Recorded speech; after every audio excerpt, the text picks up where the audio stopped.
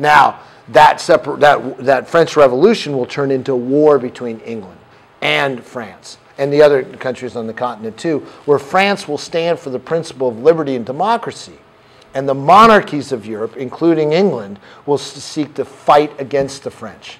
And that fight not only happens there in Europe, but it happens in the high seas. From 1794 on, what you have are Britain and France fighting each other on the high seas for control of the oceans and the trade on the oceans, affecting our ability, our good little capitalist democracy, to trade with whomever we want to.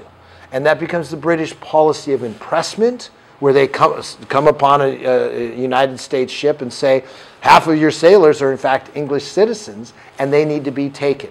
And so we look to England and we look to France and we say, they're doing things that upset us. And what we send are a series of ambassadors over to England and to France to work out treaties to stop the practices that stop our ability to trade with the world. That's what we like to do. We're good capitalists in America. And both countries are, frankly, doing things that don't like us.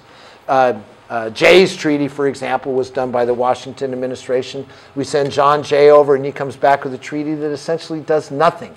And the Democratic Republicans look and say, you Federalists, as the party of Washington and the conservatives get to be known, you Federalists have done nothing with Jay's treaty. In fact, Jay kissed the hand of the Queen. How could he do that? That violates every democratic principle we are as Americans. And again, over the course of that decade, we have this growing separation based on who you supported and what concept you supported in Europe. It came to a head in the Adams administration when Adams sent diplomats over to France to make sure that France would stop its deprivations of our ships and our sailors on the high seas. And the French diplomats essentially said, we won't meet with you unless you give us a bribe. Unless you give us money, we won't, in fact, meet with you at all. The American diplomats came home. They said to Congress, look, the French won't even talk with us. It was the Federalists in Congress who said, prove to us that the French wouldn't talk without a bribe, without tribute. And they took the names of the French diplomats out. They put in X and Y and Z into the documents and proved to the Federalists in Congress that the French were demanding tribute and bribe in order for us to negotiate with them. The XYZ affair blew up relations between us and France, and what we have now is war with France. The second president of the United States from 1796 to 1800, John Adams, could have gone to war at that point in time, but he decided no.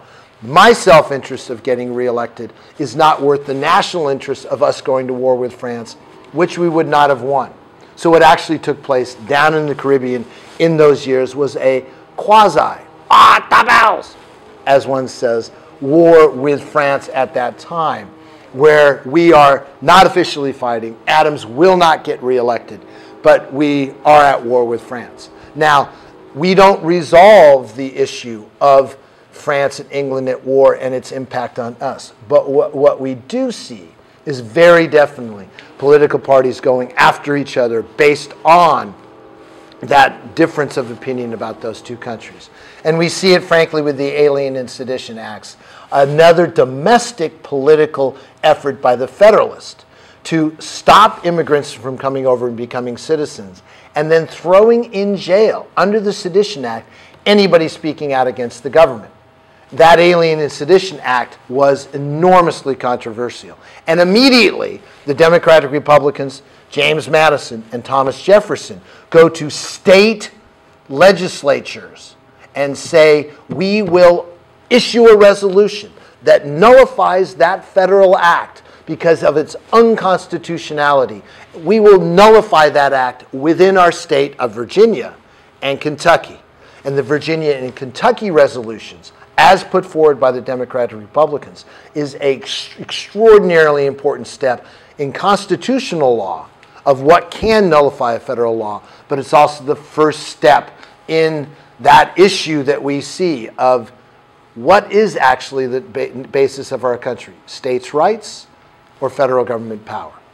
And we see the development by the turn of the century of two political parties in the United States, the Federalists and the Democratic Republicans.